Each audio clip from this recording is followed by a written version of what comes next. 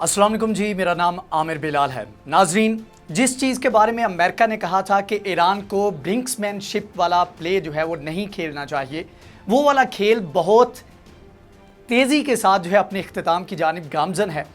America की जानिब से ईरान को टेस्ट करने के लिए कुछ इक़दाम किए गए और मसला ये यहाँ से शुरू हुआ था कि जब ईरान की जानिब से जो UN का वॉच डॉग था, जो एटॉमिक न्यूक्लियर डील के ऊपर मॉनिटरिंग करने वाला IAEA जो एजेंसी थी, उसके साथ मुआहदा ख़त्म हुआ और ईरान ने कहा कि फ़र्दर वो इसको एक्सटेंड नहीं करेगा, इसके ऊपर बातचीत जो है वो नहीं करेगा।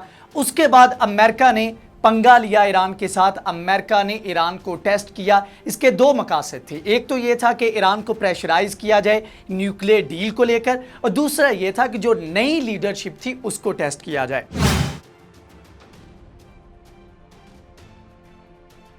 टाइम्स ऑफ इजराइल की जो खबर है उसका मैं आपको हवाला दे देता हूं। जब से ये मामला स्टार्ट हुआ, ईरान ने कहा nuclear site images won't be given to IAEA since inspection deal expired. तब फिर ये हुआ कि अमेरिका की जानिब से ये फैसला किया गया। जो बाइडन ने अपना पहला बड़ा हमला किसी भी फॉरेन ग्रुप के अगेंस्ट या फिर किसी मुल्क के अगेंस्ट जो है उसने ऑर्डर किया, और फिर हुआ कि US forces in Syria attacked after a raids on armed groups.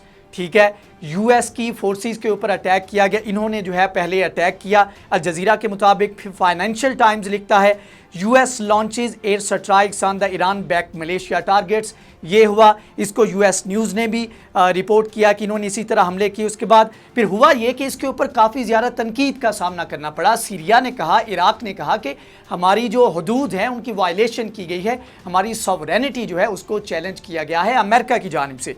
इसके ऊपर द अरब वीकली लिखता है कि US troops in Syria come under fire in new tit for tat cycle with Iran proxies. और उसके बाद रॉयटर्स लिखता है कि US सेज, अब यहाँ पर अमेरिका जो है अपने जो स्ट्राइक्स हैं उनको डिफेंड करने आ गया। पहले ये होता था कि उसको एक्सक्यूज़ बना लिया जाता था, कोई एक जस्टिफाइबल जो है एक बहाना जो है आवाम के सामने या लोगों के सामने रखा जाता था। लेकिन इस मरतबा ये किया गया कि US ने कहा strikes at Iran back militia in Iraq Syria were necessary. कहते हैं कि ये बहुत ज़रूरी था, और मकसद ये था, ज़रूरी क्यों थे, क्योंकि ईरान इनकी बात नहीं मान रहा था। ईरान को अंडरमाइन करने के लिए, प्रेशराइज करने के लिए ये अटैक किए गए। अब यहाँ पर जो है असल मकसद जो था वो ये था कि इब्राहिम राइसी जो हैं उनको टेस्ट किया जाए। बात समझ रहे हैं? पहले बात ये की जा रही थी कि हसन रूहानी थे, उसके बाद इब्राहिम राइसी, उनके बारे में था कि वो हार्ड लाइनर हैं, तो उनके बारे में कहा गया कि ये जो हैं इनको टेस्ट करना है। अब ईरान के खिलाफ इन तमाम तर इक़दाम का मकसद ये था कि इब्राहिम राइसी जो नए सदर हैं उनको टेस्ट किया जाए कि वो मुश्किल वक्त में या उनके ऊपर प्रेशर डाला जाए या ईरान के इंटरेस्ट के अगेंस्ट कोई स्ट्राइक किया जाए या उसको नुकसान पहुंचाया जाए तो ये रिएक्ट किस तरह करते हैं। अब इसके ऊपर द जापान टाइम्स लिखता है US strikes on Iran back militia, test Ebrahim Raisi and nuclear talks. मतलब यह है कि मकसद दो थे कि न्यूक्लियर टॉक्स जो हैं उनको टेस्ट किया जाए, उनको लेके प्रेशर डाला जाए, और इब्राहिम राइसी जो हैं उनके नर्व्स को भी टेस्ट किया जाए। अब आगे इब्राहिम राइसी ने किस तरह से जवाब दिया वो अगले हिस्से में डिस्कस करते हैं।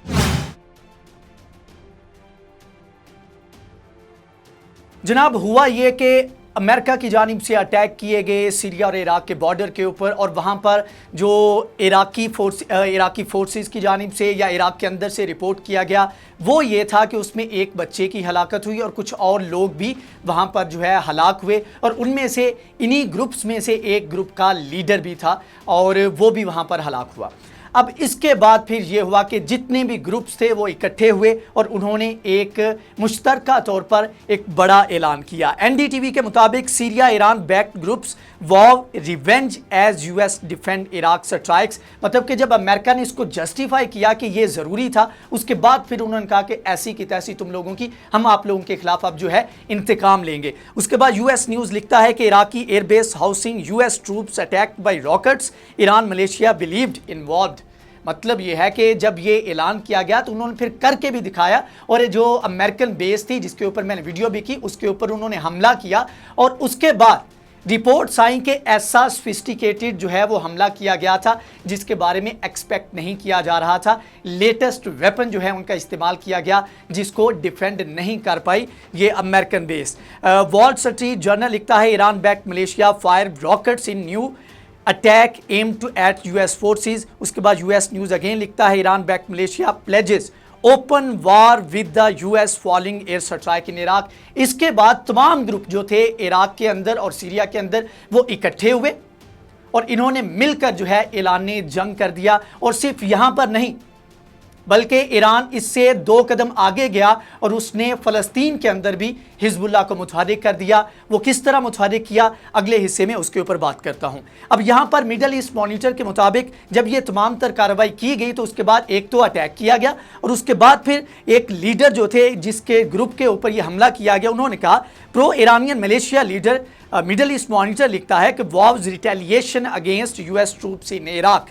और इसके बाद कहते हैं कि अल अहद अल खजाली सेड, ये 2 लीडर हैं जिस ग्रुप के ऊपर हमला किया गया, we are not seeking blood however the American treacherous enemy is the one who started wasting lives and move the battle to this level. कहा कि ये हमने स्टार्ट नहीं किया था, हमने सिर्फ जो है अपने आप को डिफेंड कर रहे थे, लेकिन अमेरिका ने इसका आगाज़ किया है। अब अमेरिका इसके नताइज का ज़िम्मेदार खुद होगा। उसके बाद कहा कि if America continues to shed Iraqi blood, तो उसके बाद जो है हम भी एक ऐसा सिलसिला शुरू करेंगे, इस तरह सरप्राइज़ करेंगे कि अमेरिका के लिए रोकना या यहाँ पर कदम जमाना जो है वो बहुत मुश्किल हो जाएगा। अब उसके बाद जी बड़ी चीज़ जो है, बड़ी डेवलपमेंट जो हुई है वो ये हुई है कि हिजबुल्लाह जो कि हर किसी को पता है कि ईरान उनको बैक करता है, लेबनान के अंदर एक जगह पर मीटिंग हुई है, चीफ हिजबुल्लाह चीफ की मीटिंग हुई है, हमास चीफ डिस्कस रीसेंट गजा फाइटिंग।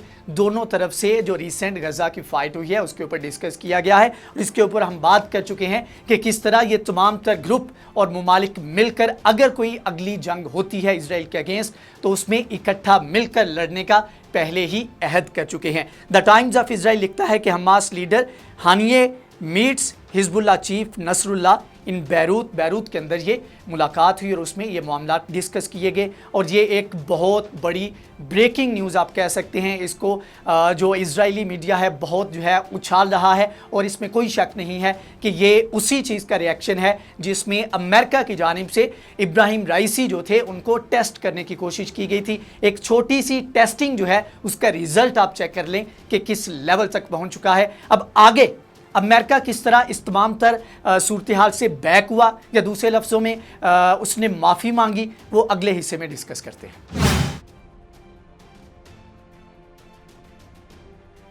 अच्छा जी, अमेरिका ने स्टार्ट तो ये किया था कि इब्राहिम राइसी को टेस्ट किया जाएगा और प्रेशराइज किया जाएगा ईरान को, लेकिन इतना कोई इतने बड़े लेवल के ऊपर ईरान की जानिब से जवाब दिया गया कि हिजबुल्लाह को मुतहर्रिक किया फ़लस्तीन के अंदर, उसके बाद फिर यहाँ पर जो इराक और सीरिया के अंदर भी अपने ग्रुप्स जो हैं उनको मुतहर्रिक किया। और हुआ ये कि अमेरिका, अब यहाँ पर समझने वाली बात यह है कि अमेरिका कभी भी बराह रास्त आकर हाथ जोड़ के माफ़ी नहीं मांगेगा। इसके 2 से 3 तरीके हैं। जिस तरह अफगानिस्तान के अंदर शिकस्त हुई तो उसको फेस सेविंग चाहिए थी, अब इसी तरह वो खुद तो सामने नहीं आया लेकिन यूएन को आगे किया, यूएन से कहा कि आप इसके ऊपर बयान दे। तो इसके ऊपर यूएन चीफ जो था उसने बयान दिया जिसमें मिडल ईस्ट आई लिखता है कि UN chief urges US to remove Iranian sanctions as agreed in 2015। मतलब ये है कि यूएन जो है उसने मुतालबा किया अमेरिका से कि भाई 2015 के बाद की जो आपने सैंक्शन लगाई हैं उनको रिमूव किया जाए। अब यहाँ पर अमेरिका कहेगा कि देखें जी, हमें यूएन की जानिब से रिक्वेस्ट की गई और हमने उसके ऊपर अमल दरामद किया क्योंकि ये आलमी बॉडी है और हम इसके ऊपर जो है अमल दरामद करने के पाबंद हैं, बला बला बला। इस तरह की जस्टिफिकेशन जो है आगे आने वाले वक्त में देने की कोशिश की जाएगी, लेकिन हकीकत यह है कि ईरान ने प्रेशराइज करके ये सारे इकदाम करवाए। उसके बाद जो है डॉन न्यूज़ भी सेम चीज़ लिखता है, UN chief urges US to remove Iran sanctions. और उसके बाद जो मज़े की चीज़ है, ये सारा कुछ हुआ, अमेरिका ने ये सारी माफ़ी मांगी और ये सारे इकदाम किए, ऑयल सैंक्शन भी रिमूव कर दी और सारा कुछ किया।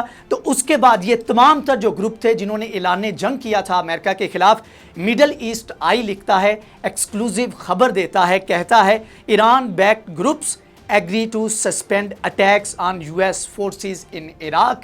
मतलब ये है कि ईरान बैक जो ग्रुप हैं उन्होंने अमेरिकन फोर्सेस के ऊपर इराक के अंदर हमलों के ऊपर जो है उन्होंने कहा जी अब हम इनके ऊपर हमले नहीं करेंगे। और उसकी रीज़न ये है कि अमेरिका को लग पता गया है कि किस तरह से रिएक्शन आ सकता है। हसन रूहानी चले गए, इब्राहिम रईसी आ गए, पहले वाले मामलात हालात नहीं रहे, और ये चीज़ जब ये मुज़ाकरात दोबारा शुरू होंगे तो उसमें और ज़्यादा अमेरिका पर भारी पड़ेगी। ईरान को जिस तरह वो कहते हैं ना, खून उसने सूंघ लिया है और अब जो है उसको ख़तरे की बू आ गई है। अब अमेरिका को वो एक स्टेप फर्दर जो है पुश बैक करेगा। बहरहाल फिल वक्त के लिए इतना ही। अगर ये वीडियो आपको पसंद आई है तो इसको लाइक करें, शेयर करें, हमारे चैनल को सब्सक्राइब करें। नेक्स्ट वीडियो में हाजिर होंगे, तब तक के लिए अल्लाह हाफिज़।